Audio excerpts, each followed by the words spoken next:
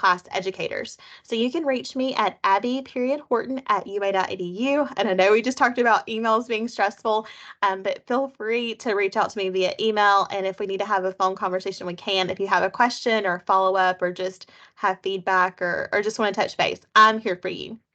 All right, so our goals for today is to really understand why we need to get organized and why we're maybe struggling to get organized, because that's really important to start with the why, also the mindset around it, to discuss the importance of prioritization, of time management, and realistic expectations. And let me just go ahead and say it's a misnomer to say that we have priorities. Don't make priority plural, because really we can only have one priority. We can only do one thing well at a time. Research has shown that we are not great at multitasking or switch tasking, where we switch between one thing to the next. And so we're going to talk about that. We're also going to help you learn specific strategies to organize your life. And this class, we're going to cover the fundamentals of how to organize your life one step at a time, because we want to make it manageable for you. So this is just for educational purposes only. Focus on what you can control. Take what resonates, leave the rest. Everything that I suggest is not going to work for you, and I know that. Baby steps are really important, so small progress is still progress. That is a favorite saying of Laura Casey, who is great when it comes to productivity and time management and creating good goals. So if you're interested in her work, she has a Cultivate What Matters website, and she's a great resource for especially, I think, young moms, but women in general, and anyone can benefit from her teaching. And then reach out if you have questions. So I want you all to check in with your mood. If you're brave and you want to post it in the chat, you're welcome to post in how are you feeling? Which emoji are you feeling right now? I think a lot of people are probably feeling more orange and red, maybe a little yellow right now. Hopefully we're going to get to the green by the end of today. But I want y'all to kind of just check in with your mood, because that really does determine how well you feel about just the things that we're talking about, the things that you're going to incorporate. You really want to have kind of an open mindset. And that's hard to do when you're feeling not so great. So let's see if we improve your mood today. So we've got to manage our mindset first. And I know that you're here for the practical, tactical strategies of just tell me the best planner. If you're like that, you're like me, because I like to get to the point of, okay, just tell me the protocol. I'm a nurse, so give me a protocol. I can follow medical orders, tell me if this, then that. So, if this happens, then I do this. I love that. I love magazine quizzes that tells me, my little label that says you do best with this thing. That is 100% my personality. Very type A, very achievement driven. So everything I tell you today is probably going to be kind of the opposite of what my natural inclination is. And so when I tell you that I struggle sometimes with organization, I do, and everyone does. Even leading experts in organization do, because life is just complicated and complex, and it's dynamic. It's always changing. So the minute that you think you've got something under control, then something happens. So if you're feeling that way, know that that is a completely normal, typical reaction to have. And there's nothing wrong with you or with probably what you're doing. You just might need to make some adjustments. So you've got to manage your mindset first. We're going to talk about managing the home environment, eliminating physical and digital clutter, develop physical can kind of, I would say systems where you can actually use the tools that we're talking about. We're going to develop routines and rhythms, better manage our time, better manage tasks and text and emails, which I think is what most of us really struggle with. We're going to make progress on goals that we're going to set today. So I want y'all to come away with a couple of goals for this week. Begin to really manage your digital photos well. So digital clutter could be emails and files and things. And then also photos is a whole other category, because that has a sentimental component. And then organizing paperwork and documents, and then planning time for projects and organization. So really, it's the planning process and the mindset. I began and ended with that, because those are going to be the things that help set you up for success most. So our mindset, I'm not going to spend much time here because I do want to get to the practical, but this is here for you so that you can come back and revisit this later. So increasing your confidence. Chris Croft is an influencer and an expert on LinkedIn. So all of us have LinkedIn profiles and membership through the University of Alabama, through our employment. And so you should be able to access his information. If not, he does have other means of, disseminating that with his books and his social media presence, all of that. So you can access him anywhere. But Increasing your confidence, I think, is crucial to increasing your ability to organize because a lot of times organization is about feeling overwhelmed. It's about not feeling like you're capable, that you don't have the skills to tackle the organizational problem. Sometimes it's about saying yes when we need to say no. That is sometimes my problem for people who know me in real life. Sometimes it's about that we have delayed decisions because we're not confident in our ability to make a decision. And that may not resonate with you, but I want you to consider, is it a confidence issue? So making list of your strengths, making list of things why you may be lucky or blessed, whatever words you want to use, using positive self-talk, knowing that no one's perfect, distancing yourself from negative influencing, and and really just associating with positive people in general, looking at what you're good at and trying to build on those strengths. So oftentimes we're trying to really address our weaknesses or the things that we need to have, opportunities for growth is what we say instead of weaknesses now. And that's from a work perspective, that's a lot of times what we say to do. But in real life, it's oftentimes better to try to delegate the things that we're not as good at and really build into our strengths and lean into our strengths. And it's always good to have an idea of what our weaknesses are because sometimes we do need to address those. Particularly if they're impacting our work and our collegial, interactions. That's certainly something we need to be aware of. Take small steps towards your big goals, make projects be bite-sized pieces, lean into and learn how to build your confidence. Don't compete with others. Compare yourself to yesterday. Am I better than Abby was yesterday? And then forget trying to master anything because it's really hard to do that. A couple of other things is, this kind of mechanism that he uses is because control the circle. And I'm going to let you read through this on your own. But it's really this kind of notion of, how you get into a cycle or a feedback loop of habits. So controlling your circle. This is going to be one that you can come back to that really is going to help you kind of understand some motivations and some things where you want to break the cycle of having a not great or not healthy or helpful habit loop. And if you are interested in habits, we have another talk that is archived on our website that you can learn more about good habit change. And that really plays a role in organization. And then this other here is forget it and drive on.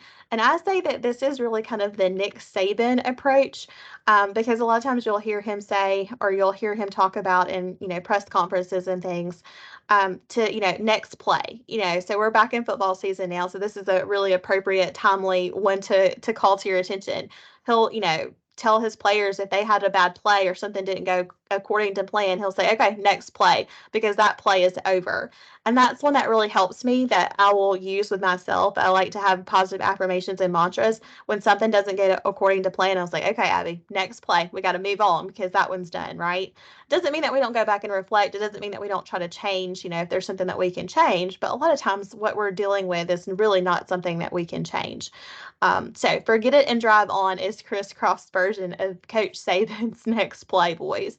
So this is the idea that you're just not dwelling on your problems and your mistakes and your failures, because a lot of times what we fixate on or ruminate on, we're really manifesting in our lives because our brain likes to make us believable. So if we say that we're having a hard life or we're saying that this always happens to us, then a lot of times then that's what life gives us, right?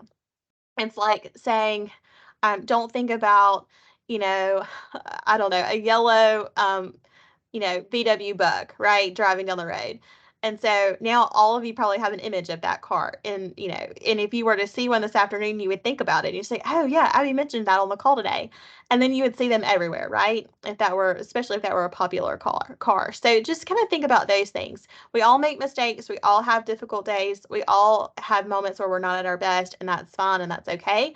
And we don't want to, linger on that. So when you're thinking about organization, think about how those hangups sometimes get you into a position where you're really struggling with something and it's really not about the organization, but it's more of that mental stress and the mental mindset around what you're trying to manage, right? Especially if you're having issues that have been going on for years and years and years. It may be that you need a new toolkit. It may be that you need to develop some new skills. It may be that you need to delegate some things, but most of the time, if you just write everything down, get a plan together, and manage your mindset, you're going to be on good solid ground. So challenges to success are going to be things like you procrastinate. For people who procrastinate, that's usually because You're fearful of something, or you're perfectionistic, or both. I think both is probably the correct answer on that. But procrastination is not about laziness. We say that all the time. Oh, people are just not motivated. They're just lazy. I don't believe in labeling people in that way. And procrastinators are usually highly perfectionistic and they're afraid of making a mistake. So they don't make one. But by not making a decision or by not doing something, you're also making a decision. It's making life harder for you. I know that personally. Waning motivation. So we're waiting on things to be inspiring or motivating for us to get started. That's not going to sustain you because everyone, y'all talk about closets, everyone has gone into their closet to do something to clutter, to tidy it up, and drug everything out of their closet only to go back and put it in messier because they just ran out of energy and motivation, right? They got overwhelmed. So don't rely on motivation. You need discipline and you need to do things in bite sized chunks so that you're not struggling. A perceived lack of time. I follow an Instagrammer who says that 10 minutes matter. And so that's so important because a lot of times we'll say, if I don't have enough time to finish a project or do it from start to finish or do it perfectly, I'm not going to do it at all. But 10 minutes matters. And I say that to myself all the time. That is one of the kind of beliefs that the non-helpful beliefs that I have is, oh, well, I don't have time to do that right now. I want to wait until I can do it perfectly. I want to wait until I have, uninterrupted time to do that, which uninterrupted time is just not an existent in my life right now.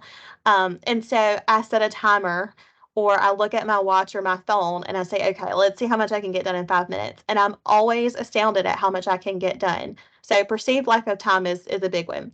Poor time management. You always see the things on Instagram that say if you're on Instagram, you have time to exercise, or, Pinterest, fill in the blank for social media, right? Maybe Facebook, maybe something else that you enjoy.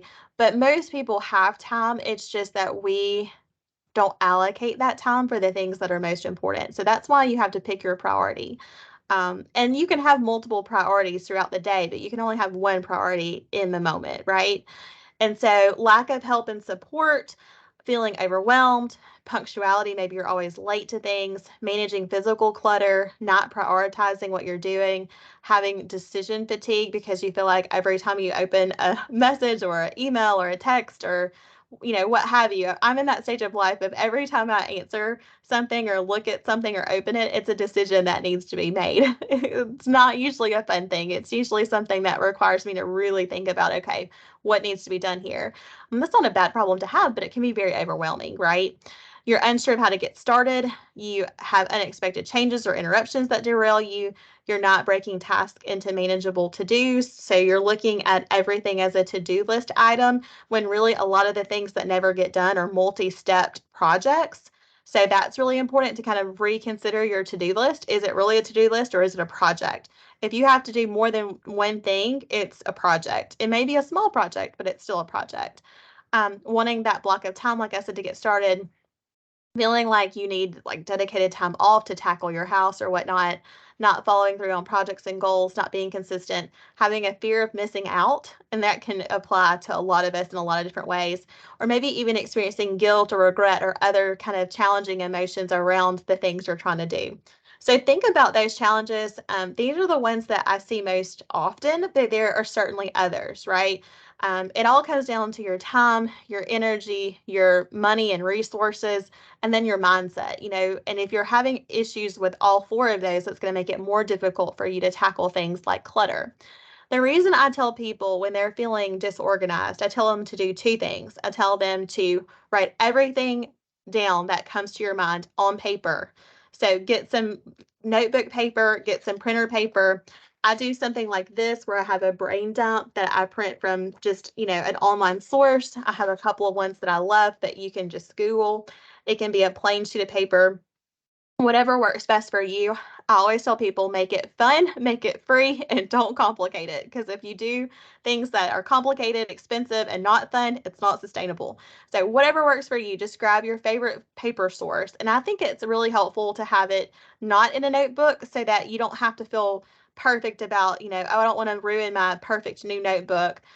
With all of these random to-dos and things, because it might start out really organized and neat handwriting, but it's probably going to get messy as you go. And then just free thought, free consciousness of thought. Write everything down that pops into your head that feels like it's a stressor or something that you need to do. Our brain likes to process information. It does not necessarily really like to retrieve and restore it readily. And so it's difficult for our brains to be used like a computer. We liken it to a computer, but it is and it isn't. And so it's difficult for our brains to call forward that information sometimes, depending on how we label it. So getting it out on paper really helps for people. The second thing I say to do is once you get all of that out on paper so that you know that you're not missing anything, as soon as you come up with something else, go add it to that stack of papers. Then I say to start decluttering because that's really going to be what frees up some time because most of us are drowning in clutter or we don't have a dedicated home for things. So we're always looking for that lost item. Okay. So you can't organize clutter. You have to just get rid of it is the rest of that, that quote. So make a plan. So I think it's important to see, okay, if you're spending a lot of time in your car like I am, I sent a friend yesterday a text message with a selfie in my car, and I said, "This is me in my natural habitat because I'm always going somewhere. I'm always in my car going from point A to point B." So if you're like me and you live in your car, I think your car is a great place to start. If your car is not overly messy, then that's great. Move on to something else.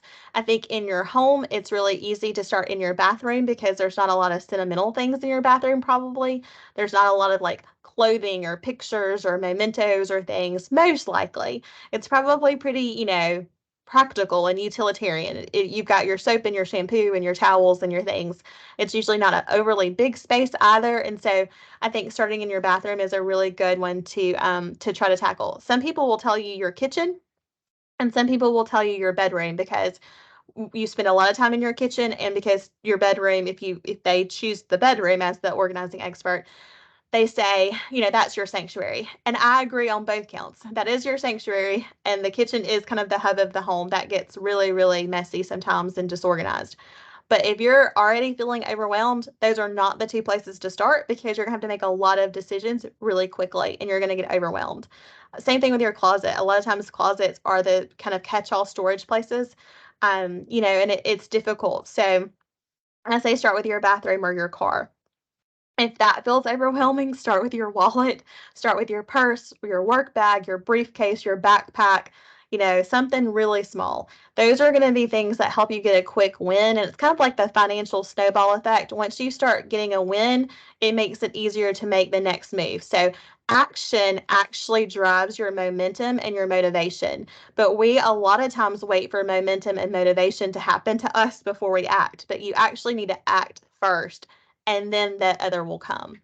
So decide on the space to declutter. I've given you some suggestions. Set a date. Actually put it in your calendar. Put it on Outlook, even if you're doing it at night or on the weekend.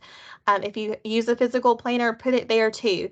Let your family friends know, the people that you do life with, let them know that you're going to be tackling this space because that gives you some accountability. It also will help with interruptions. Hopefully they won't have anything that comes up that you need to kind of address or attend to.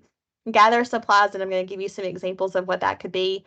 Enlist help if that's helpful for you. Some people need to do this on their own. Some people need somebody there with them. Label your boxes. I'm going to tell you about getting cardboard boxes and trash bags. Take a before picture because that really helps when you're feeling discouraged and tired and feeling like, did I even really accomplish anything? Declutter whatever you're doing. So whatever room area you're doing, some people will say do the junk drawer.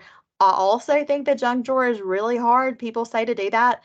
And I'm thinking, if I knew what to do with it in the first place, it wouldn't be in the junk drawer. So I don't want to start there either. I'm just trying to think logically through this, but I mean, I get why people say that. It's supposed to be an easy win, but it's there because you've already didn't know what to do with it. And then take an after picture. And then I always say rinse and repeat as often as needed. So do this process over and over and over again. Okay.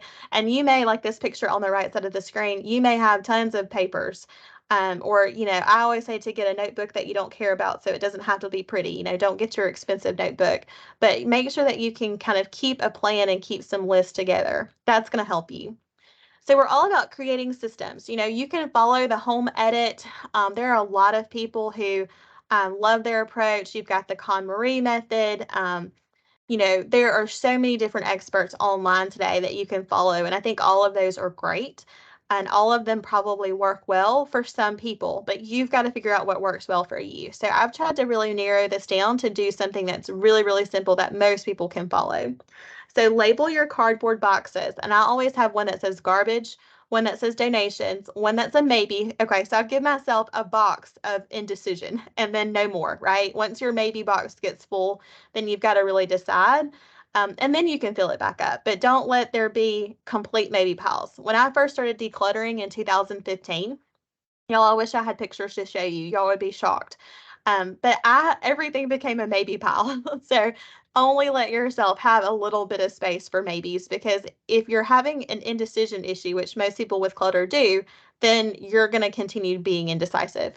Relocate anything. So this could be something that you need to put in a different part of the house. Maybe you have kids like I do, and it gets to a different part of the house and it needs to go back upstairs or whatnot. Have a basket for that. I think that's really helpful. Anything that needs to be repaired or altered in some way, and then anything that you need to return, a library book, something that you borrowed from a friend or family member, borrows and returns. So then you can have all of these clearly labeled. You can make it pretty or you can make it functional, but you just want to, make sure that they're clearly labeled. So if someone is helping you, they know what you're doing. Y'all, this is my favorite thing that I'm sharing with you. Think about Abby from 2015 and me crying in my house trying to figure out how to get my life together and get it organized. And that's what I always say. Okay, I call my best friend or my mom or my husband and say, okay, I've got to get my life together again. This is what I'm doing. So here I am, 2015. I have no idea what I'm doing. So the 2023 version of me is so happy that I can share. These trash bags will change your life. Just trust me. You need to have black trash bags for things that you're decluttering. If you have someone in your home, it's usually a child, but if you have someone in your home that is just really against getting anything out, donating it, tossing it, trashing it, whatever you're doing, of course, responsibly. And it's hard for them, and it's hard even for them to see you get rid of your own things, then the black trash bags are the best. People call it trash bag therapy because you just walk through your house and get rid of obvious trash and donations. I'm not suggesting that you declutter your kids' stuff if they're of an age that can help, because that can be traumatized, situation for them. I'm still upset about some red high top sneakers that my mom decluttered and donated when I was at school in elementary school, and I'm 37. So don't get rid of your kids' things without their permission and their knowledge, within reason, obviously. And I suggest not doing that for a partner or a spouse or anyone else living in your home. So you're only really working on the things that belong to you, and you're getting input from the people in your household. That will help a lot.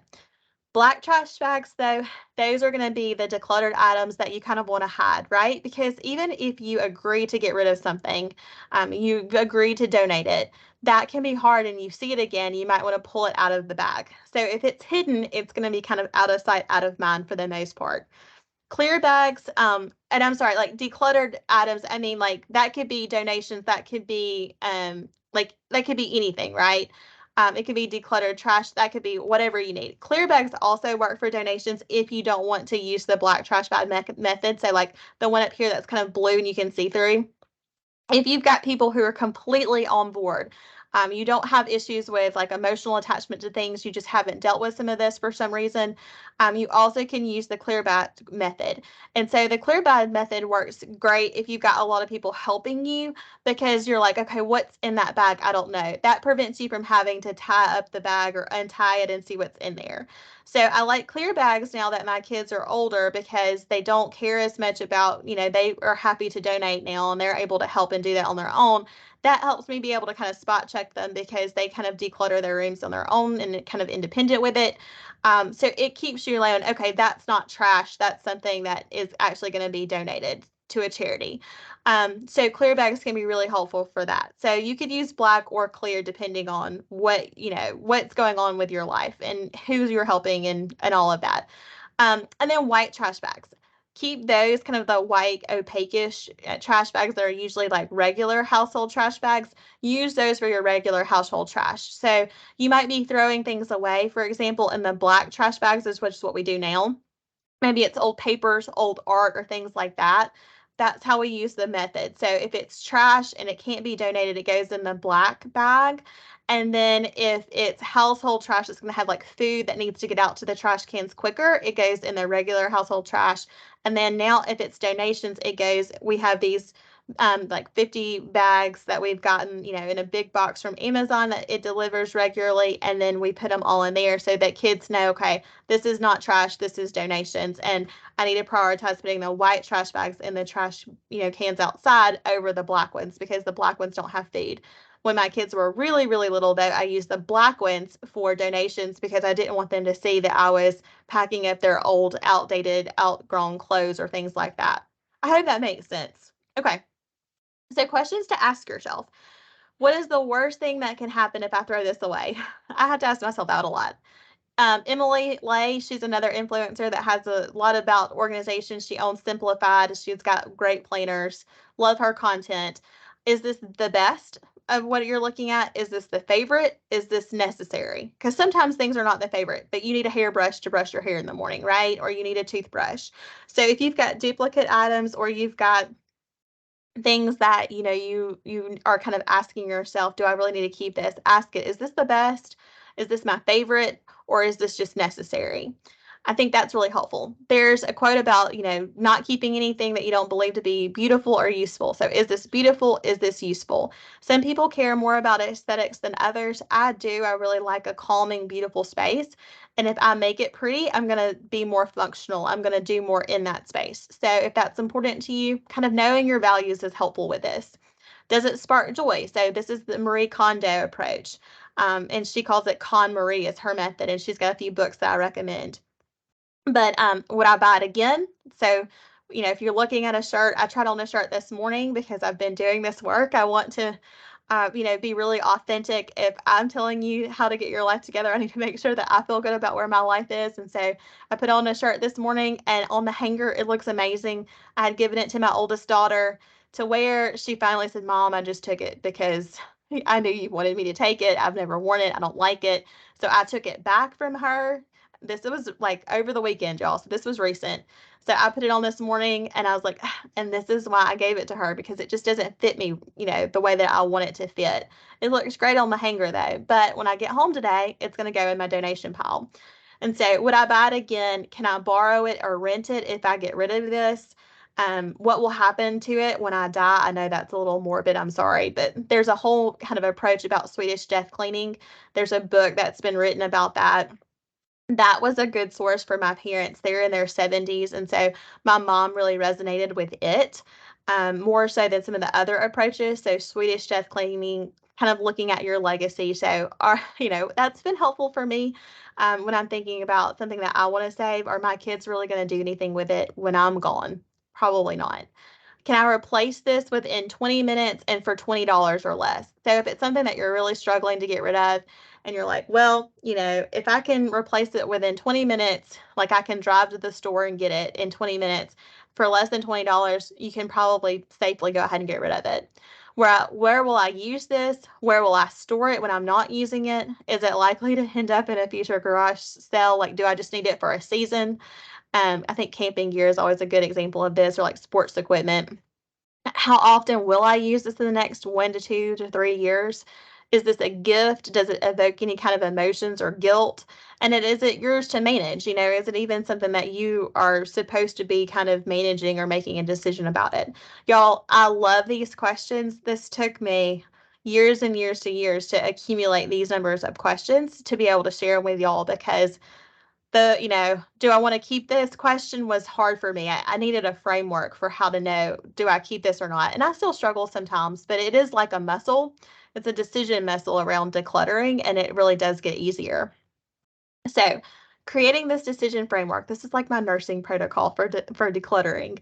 When in doubt, throw it out. Take a picture if that helps. So, I've only gotten rid of 2 things that I ever regretted.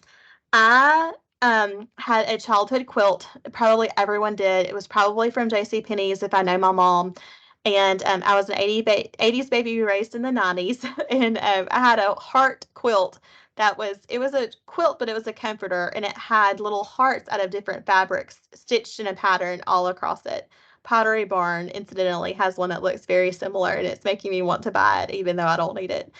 And I got rid of that because it had a hole in it, and the stuffing was coming out, the fabric was coming out of it. And I was really, just heavy into this decluttering, and I knew I wanted to keep it, but in that moment I was like, no, just let it go. I have plenty of quilts. And it wasn't handmade. I mean, it wasn't anything like that, but it was just the comforter that was on my bed for most of my childhood, right? So I got rid of that. And then I got rid of a pair of jeans after I had my first baby that no longer fit. And they are now back in style. So the minute that I saw those jeans, they're trouser jeans that are back in style, I was like, ah, I should have kept those. So that was kind of my moment of regret with the jeans. And then with the quilt, I actually went, a colleague of mine um, has the same quilt. We're about the same age, and she had the same quilt from her childhood bedroom. And so we went to a concert a few years ago. This was pre-pandemic, so it's been a while now. And I walked up, and she was using it as a quilt on the grass at the Government Plaza for one of the Friday night concerts. And I was like, "Where did you get that quilt?" And she's like, "Oh, it's from my childhood bedroom." I was like, "I have the same exact quilt." And immediately I regretted getting rid of that. But I had not thought anything about it until I saw her using. I was like, "How clever to use something that, it had almost had a hole in it. I could have used it as a quilt for my kids. Like, why didn't I think about that?" So immediately I had regret. So those are the only two things, and I've gotten rid of loads and loads. To the point that we built our own house, I've actually gotten rid of like dumpster truckload fulls. I've had roll off dumpsters. My dad has a dump truck that I have filled up multiple times from, projects, and just we had flood damage that we had to get rid of things that were sentimental. We have 5 children. We inherited a lot of things from our grandparents. My husband also has an older daughter, and so we really have 6 children because a lot of her stuff is at our house too. And so we just have a lot of people in our family and a lot of stuff. And so dump truck loads full, and I've only regretted getting rid of 2 things. I hope that gives you some peace um, about that sort of decision. So decide once, handle it once. So again, go with your gut. I always recommend, because Marie Kondo taught this to me via her books, to touch everything when deciding. So pick it up and physically see if it sparks joy. Sometimes you'll see something in the store and it'll catch your eye, but if you go and you pick it up and really hold it and ask yourself, does this spark joy? Do I really want to take this home with me? A lot of times it's a no. And so, again, you have to build that muscle, but that will come with time. Ensure that everything has a home. So now when I go to buy something, my husband will ask, where are you going to put that? And so before, I would have just bought the thing, could have been furniture, could have been a decoration item, and I would have just, bought it and figured it out, right? Or it would have gone into a closet and I, wouldn't have even put it out. But now he asked me, where are you going to put that? And when I don't have an answer, I say, never mind. It's pretty, but I'm not going to get it because I don't actually know where I would put it. I don't know where I would, hang that thing. Store by asking, where would I look for this first? So a lot of times when you go looking for an item, it's not where you go look for it first. So if you're going to go look for batteries for a flashlight because your power goes out tonight, if you go and look for those batteries and the first place you go to look for them is in the laundry room, but you stored them in the kitchen, then you may want to consider putting them in the laundry room or vice versa. Set limits. So something like, I'm only going to have 5 gift bags, or I'm only going to work 1 to 2 nights a week late.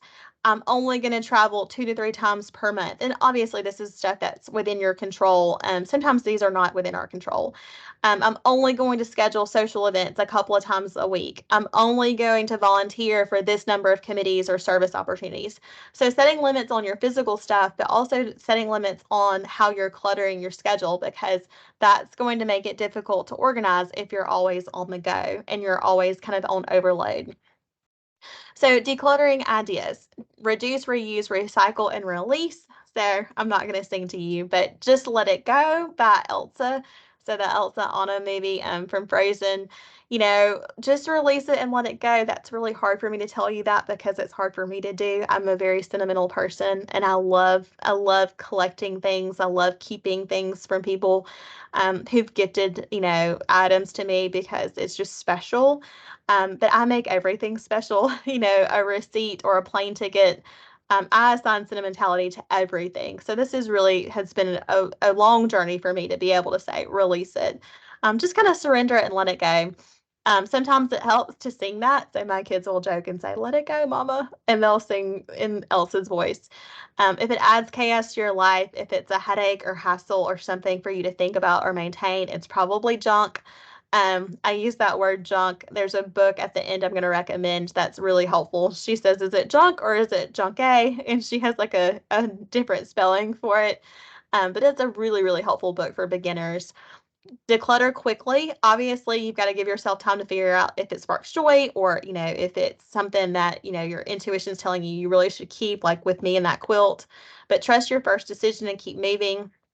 Deal with everything now. So, we've all put clothes on our bed in the hopes that that would make us do that, folding and putting away before bedtime. And we've all raked those into the floor or a nearby chair. And so we don't want to do that with everything in our lives. Sometimes we need to do that, obviously, for our mental or physical health. But a lot of times we're just doing it because it's delayed decision making, right? So set yourself up for success. Just don't delay decisions. Clean up now. Deal with everything now. We say deal with, but manage. We're really managing, learning how to manage our lives. Make a maybe pile or box for the truly hard decisions, but make that a limit. Don't let that be your default. And if you're considering letting it go, it's probably time. Some of the best advice I ever received is if you have to ask yourself, is it time to do something? It probably is. Or do I trust this person? Then probably not. Those are the kinds of things that will help you make decisions quickly and trust yourself and trust your inner knowing. Other decluttering ideas. So giving at work, this is talking about being of service to others, is sometimes just returning the supplies that you've borrowed. I'm really one of those people that sees paper and I love paper. So I'll grab an extra notebook or I'll grab some extra sticky notes and I do eventually use those, but sometimes it becomes clutter in the here and the now. So go through your office supplies at work and see if there's anything that's unused that still looks like it's in brand new condition. Maybe go take it back to the mail room or the supply closet and just return it and only go get the new pen or the new notebook or the new legal pad or the new sticky notes when you actually run out. That's a really, really good thing. Don't stockpile your supplies. And it also will help your office budgets too. And I have done that. I have taken back like extra highlighters that I accidentally walked away with, or an extra Sharpie that ended up in my office. So even just doing two or three things like that will make a big difference. And a lot of times when we share things, we feel good, but when we keep them in our offices, if we're not using them immediately, sometimes the ink dries out or the papers kind of lose their crispness. And so, it's really not helping you by keeping it in your office. Share something that you've never used or you no longer need. So we actually had some apparel ordered in the spring and I was on FMLA, so I wasn't able to go and actually buy it in person. And I ended up with 3 items, and one of those didn't look like I expected. It was very nice. It just wasn't a good fit for me. And so I texted one of my colleagues yesterday. I've had it since the end of the spring. But then when the summer came around and I came back to work, I just didn't ever really deal with it, right? And so I texted one of my good friends and I said, "Hey, would you like this jacket?" I snapped a picture of it. I brought it to work with me because it has our nursing logo. And I said, "Would you like this?" And he said, "Yeah, I would. Thank you so much." It's like, "Perfect. I'm walking it to your mailbox right now." And so it's those little things that really make a difference. It sets you up for saying, "Oh, I got something done today." So look and see if there are things like that that maybe you don't use at work anymore, but maybe a colleague could because y'all kind of do the similar work. Hold on to things with a loose grip. So there's this whole quote about, a butterfly, like you need to let it go. You need to hold it loosely because otherwise you smother it. It's the same thing with when we cling to something, the more work it becomes. And so in the book that I'm going to recommend later on, this woman is an organizing expert that had a client that would throw a rock at her new car the minute that she got it because she didn't want to anticipate the first time it got, a ding or a scratch or a scrape on it. So she would just go ahead and throw a rock at it to ding the paint. Y'all, if you know me, I had not had a new car in years and years, and I got a new car last year.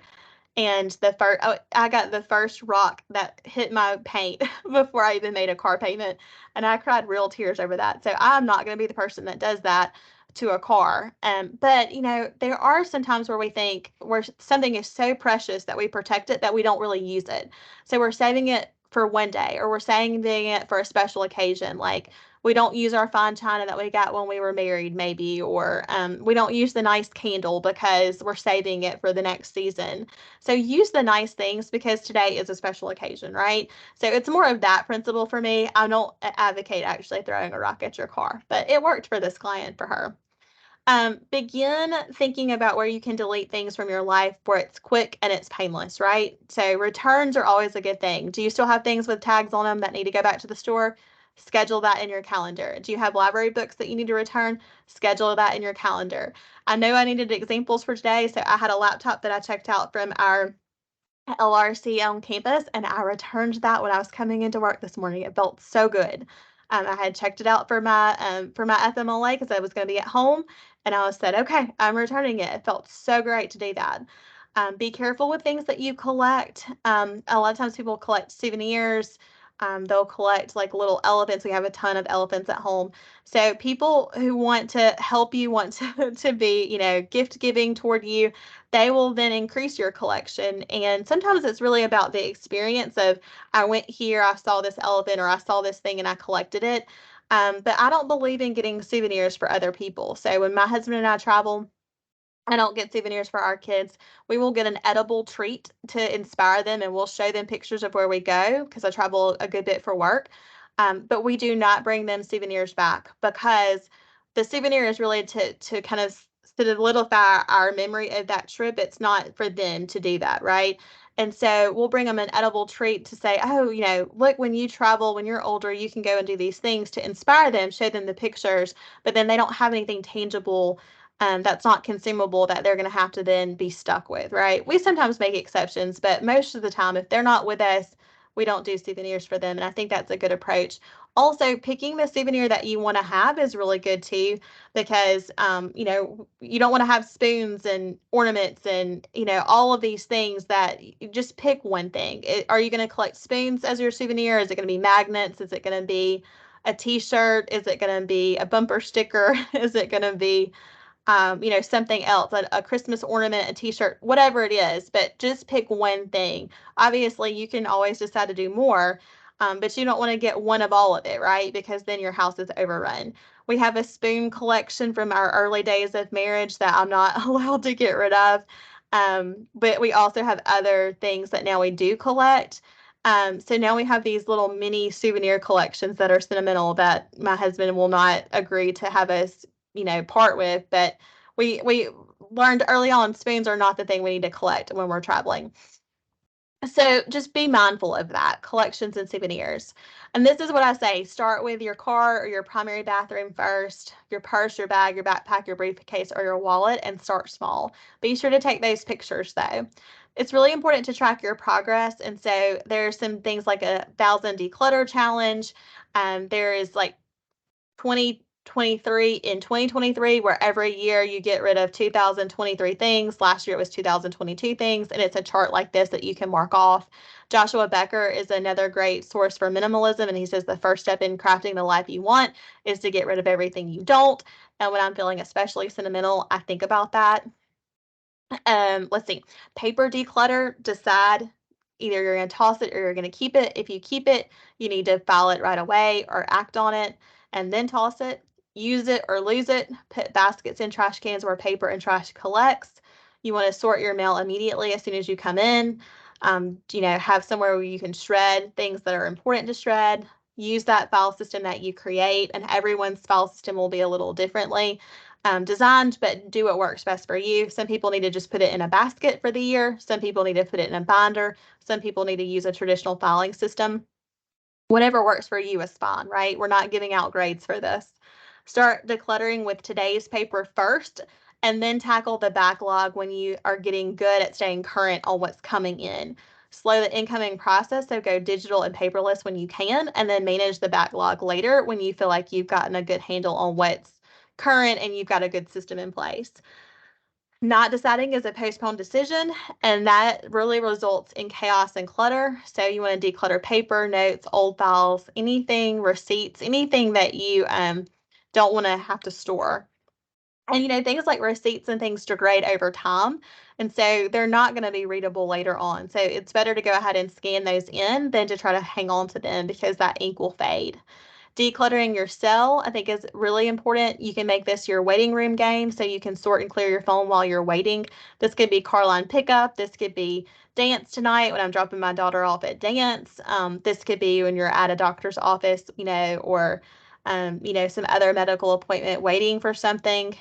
Just use your time where you can actually see some progress. So tackle your apps and your calendar, your emails, your messages, your notes and notifications, photos, text, voicemails. Just take some time to go through each of those categories and delete what you don't need anymore. So, tracking your tech and phone usage is really helpful. Setting time limits, using Siri to be hands free to add notes, Alexa when you're at home if you've got an Echo. Use your camera to document things. So, I take pictures when we go and leave our car at the airport. I take a picture of where we're parked so I don't have to remember that, right? I do that of my license plate so I know what my license plate number is. Use your digital wallet. I think that's really helpful to have your IDs, your action card, all of that on your digital wallet. Use Do Not Disturb wisely. You could use a password manager. You could get that through your employment here at UA. Minimal notifications. So I only have notifications on for my cell for the phone and text messaging. Um, Check your notifications. Don't respond to each individual alert. Don't feel badly about that. I think that's a distractor. Use your cloud storage. Keep digital list. Make your phone not fun. So delete all the things that make your phone fun and what you want to be doing instead of interacting with those that you love because it's really addictive. You get a good dopamine hit when you're on your phone. Email, the goal is to inbox to zero every day. So file your emails in folders. You can snooze them now in Outlook. You can schedule Outlook emails. I know a few years ago, the last time I tried to schedule an email, you actually had to log in before it would go out. So you could schedule it for a time, but if your email was not pulled up and logged into, then it didn't send, which defeated the whole purpose of scheduling them.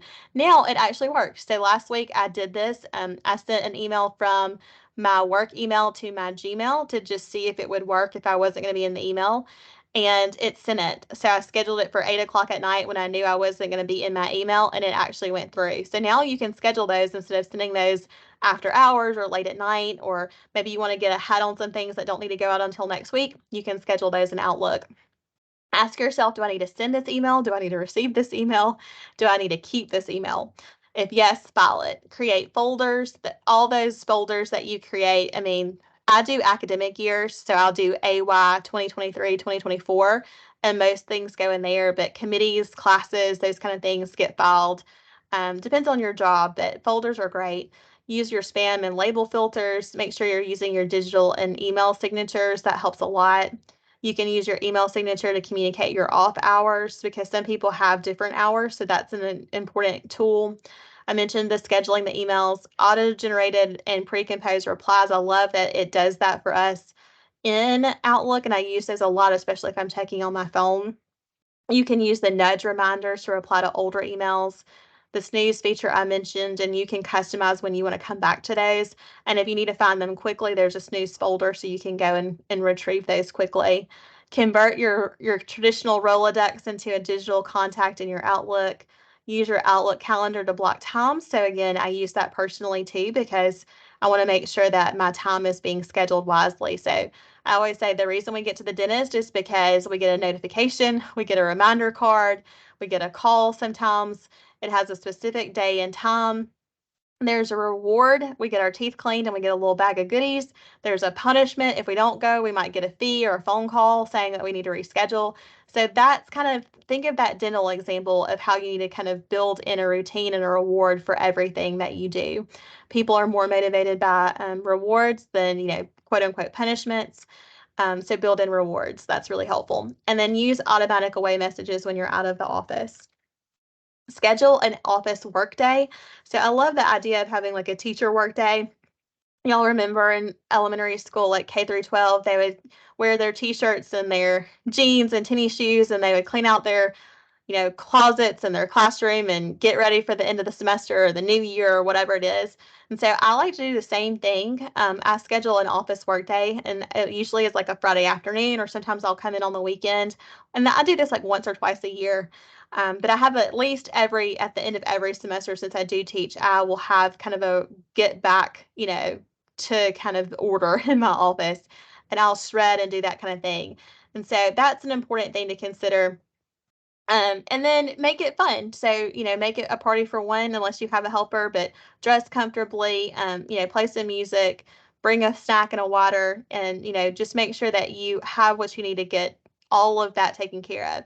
And then reward yourself. And so I put some tips over here in this blue. Stop the incoming flow of things. Say no to swag and freebies unless you really want them.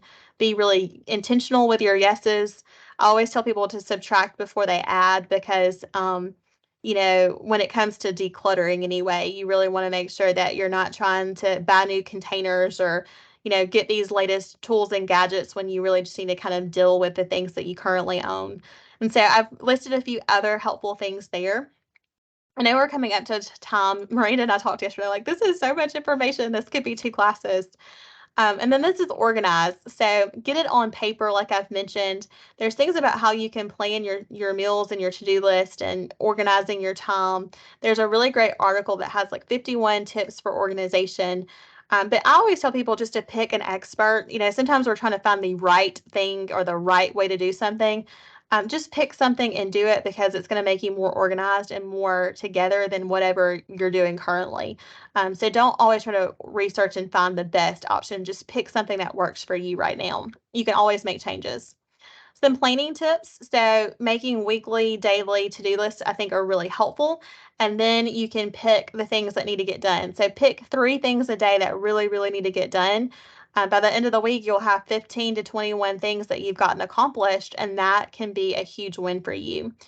Definitely block time for self-care and wellness practices, because there can be a lot of emotional work that's being done when you're trying to organize and get everything in order, especially if you've neglected it for a while or you just have a lot going on. Organize your time first, and then your tools, and then your tech, and that will really help you and as you approach some of this other that we've discussed today. Then these are the other things that I would say to kind of organize. This is just a checklist of things that you might consider organizing. Have a specific process for meal planning. Know when you're going to pick up your groceries. Know when you're going to go get gas for your car. Don't wait until you're out of gas or out of food. Know that you're going to fill up with gas on Friday and you're going to get groceries on Saturday. Have that built into your schedule. That will eliminate a lot of chaos. Have a later list, so things that you can't get to right now. And I'm going to zoom through this. Make your bed first thing every morning. It's a win. That helps you. Create your uniform. So have a capsule wardrobe. Have some basic staples that you really enjoy wearing. When you realize you don't enjoy wearing something, if it doesn't feel good, it doesn't fit, it doesn't flatter you, then in the bag it goes, and find someone to donate to. When I tell my kids to find someone that they want to donate their toys to, or their, books or their older clothes, they are much more excited about that than if I'm just trashing it or donating it to a stranger. So we have a new baby in the family, and my kids, I said, go and get all of your baby hangers and bring them down. We're going to give them to the new baby. And they were so excited about that, much more so than when I say, hey, we're just going to go donate these, or we're going to go put these in the trash. So have a purpose with that. Wash your dishes daily. So shine your sink, the fly lady says. Manage your inbox, like I mentioned. Pick the 3, like I told you. So 15 for 5 days or 21 tasks for the week. That's really fun. And then end your day with kind of leaving breadcrumbs. Like, what's one more thing you can do? What's a note that you can write so that you have a starting place the next day? Clear off your computer, clear off your desktop, check your calendar, check your campus mail, check your email one last time, do any really filing that you need to do. Use that last 15 to 20 minutes of the day when you're tired to just kind of do those organizational tasks. And then there's some other organizing ideas and things for time management. Helpful hints. I could do like an entire series on this, y'all. 5 habits of organized people. Determine your organizing style. This is a great tool at clutterbug.com. It's a free assessment tool on if you're a visual or hidden organizer. So helpful, y'all. And then checking in with your mood. Hopefully you're in a good mood. I know we're at our time, and if you need to go, you can. But if you're wanting to stay on, you're welcome to, and I'll answer your questions that you have. And then these are some resources. So control what you can control, a good little blog article about how to organize your life, a fun printable. I think this is a good place to start. Some affirmations for while you get started and you may need a little mental mindset break. Some example planner pages of how to get things on paper. I really like the top left, errands, phone calls, emails, because it's really batch tasking and that's helpful. The Pomodoro technique, where you set your timer and work for a specific amount of time and then take a break, really, really helpful. Some other recommended archived webinars that we have that would be in line with what we're doing here. And then some recommended reading. All of these books are so good. I would start with Organize Your Life or Spark, or I would say Organize Your Life and then The Life-Changing Magic of Tidying Up, and then Spark Joy, and then Joy at Work. And then these are our socials. So tell me what questions that y'all have. Was this helpful? I know this was a ton of information. Good. I'm so glad. I tried to give y'all a lot of little stories and examples because for me on my decluttering journey, I needed to hear about people who looked like they had their life together, but who secretly they also struggled. And I needed to hear their stories of the things they regretted giving away. That was really helpful to me. So I hope that that was helpful to you. Thank you so much. Jumpstart my decluttering. Good. This was awesome. So I'm good, good. I'm so glad. Any questions or things that y'all want me to answer? Anything that y'all we didn't cover or isn't in the slides? And I'm gonna go through. Miranda, if you could help me look too, that would be great. I don't want to miss anybody. I love all of your emojis that y'all put in earlier on. Thank you. I don't think we had any questions that I saw earlier, except for where to find the slides. And if y'all go over into the Teams app, not the web, like the video. I don't know which word I need to use to explain that, but if you go over to Teams in the chat, Organize Your Life, and click at Files, it'll be right under there to get the slides. And I believe the recording will also be under there once we end this call. Yeah. It'll take a minute to process. That sounds great. Catherine asked, what was the expert that you followed? I followed a ton. I still do follow a ton of experts. So Marie Kondo, let's see, Tracy, I think her last name is McGibbons. I followed the Life in Home Edit. I follow a ton of experts because there's not one that is just the expert that can tell us everything. Cass, the Clutterbug founder, she's really, really good. She helps a lot of people, especially those that have ADHD or focus issues, because this is a brain organizational issue. So some people are just overwhelmed with life, but some people really do have other things, mental and physical health conditions, that make this harder to do this kind of work because it's executive functioning.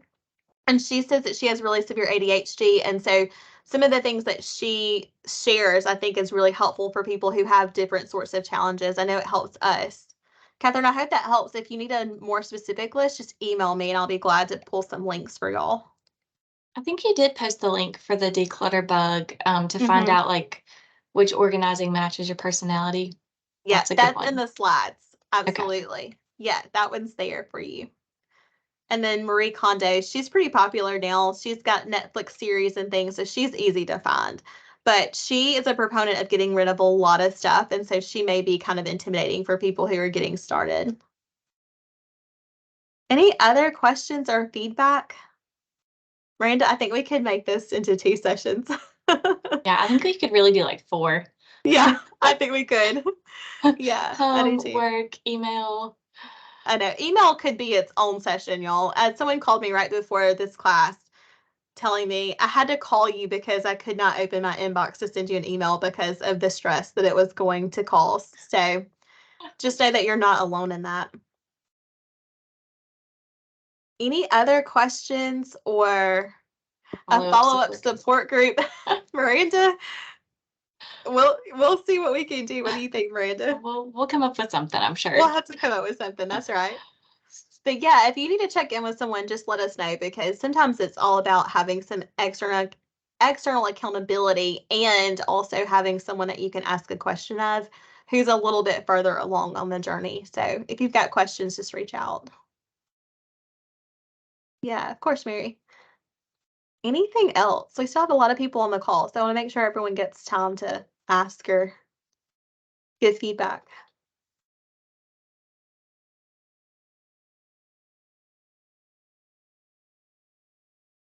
For those of you who are still here, the Sunday reset is also a good tactic. There's also a thing called just get your, and I'm going to say the word stuff because they don't use the word stuff, but get your stuff together.